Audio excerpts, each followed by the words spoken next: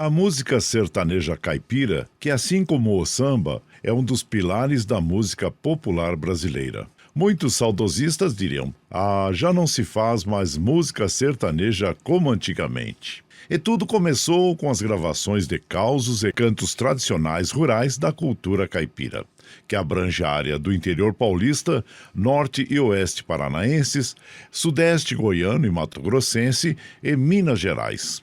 No começo, com o Matuto Saudosista, foi onde teve início o sertanejo, que é caracterizado pelas melodias e por letras que falam da terra, dos animais, dos amores. No geral, as músicas são histórias próprias e vivenciadas, ou seja, são autobiográficas, e que contam as histórias do homem do campo. O instrumento usado para acompanhar é a viola caipira, e a música caracterizada por introduções emblemáticas e solos virtuosos no instrumento de 10 cordas, que é um dos maiores símbolos da música sertaneja. A temática, no entanto, continua sendo a vida e os costumes do matuto.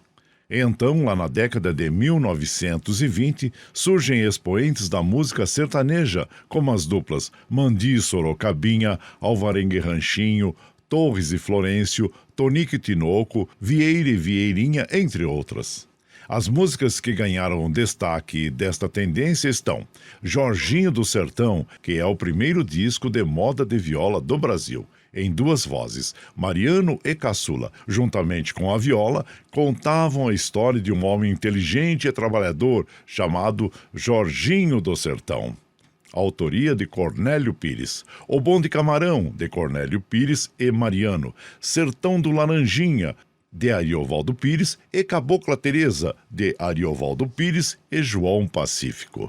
Lá pelo ano de 1929, em Piracicaba, Cornélio Pires, um visionário cultural, organizou a sua famosa Turma Caipira Cornélio Pires, que na sua primeira fase era composta por Arlindo Santana e Sebastiãozinho, Zico Dias e Ferrinho, Mariano da Silva e Caçula. E os discos lançados em maio daquele ano, com 9 números de humorismo, interpretados pelo próprio Cornélio Pires, e mais um samba paulista, um desafio, e intercalados uma cana verde e um cururu.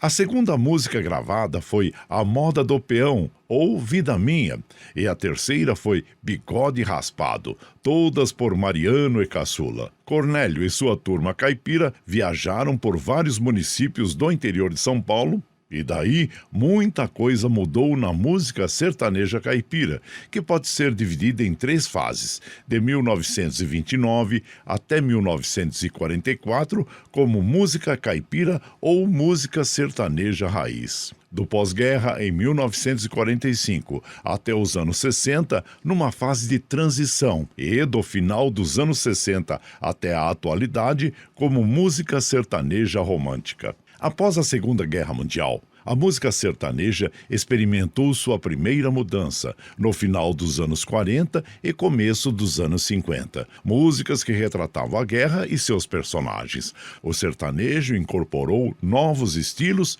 e gêneros, como o estilo mexicano mariachi, a guarânia e a polca paraguaia, a polca europeia e mais tarde o corrido e a canção rancheira mexicanos, com destaque para Pedro Bento e Zé da Estrada, conhecidos como os amantes da rancheira. E novos instrumentos como o acordeon, o trompete e a harpa. Ainda nesse período pós-guerra, surgem novos ritmos, como o rasqueado, introduzido no Brasil por Inhopai e Mariuzan. Música com andamento moderado entre a polca paraguaia e a guarânia, a moda campeira e o pagode, mistura de catira e recortado, cujo principal representante foi o violeiro mineiro Tião Carreiro. Artistas desta fase de transição são Cascatinhana, José Fortuna, que adaptou a guarânia índia, autoria de José Assunção Flores, compositor paraguaio, entre outras. Luizinho Limeira e Zezinha, lançadores da música campeira, Irmãs Galvão, Irmãs Castro, Suline Marroeiro, Palmeira e Biá.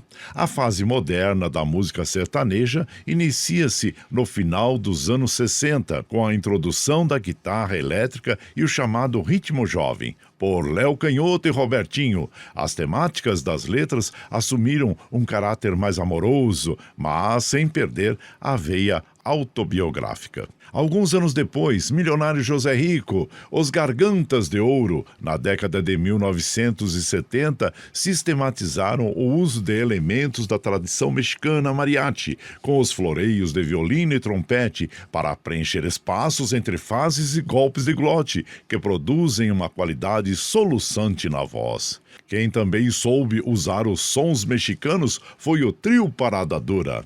A partir dos meados da década de 1970, muitos artistas de música sertaneja meio que fizeram uma migração rural. Isso é, saiu da roça e foi para a cidade. Como consequência, o sertanejo perdeu um pouco da temática caipira e passou a falar mais sobre questões afetivas, saudades, com adesão de guitarras, teclados, baterias e instrumentos eletrônicos aos arranjos. O sertanejão estabeleceu a improvável conexão com o rock, que havia começado lá com Léo Canhoto e Robertinho, a dupla que sertanejou os acordes e o visual à la Elvis Presley. E o estilo entrou nos anos 80, se renovando e continuou na boca do povo ao longo de toda a década seguinte, com os cantores românticos natos, Chitãozinho e Chororó, Leandro e Leonardo, Mato Grosso e Matias, Gilberto e Gilmar, Roberta Miranda, Jean e Giovanni, entre outros. E daí, de origem pantaneira, o sertanejo universitário começou por volta de 1994,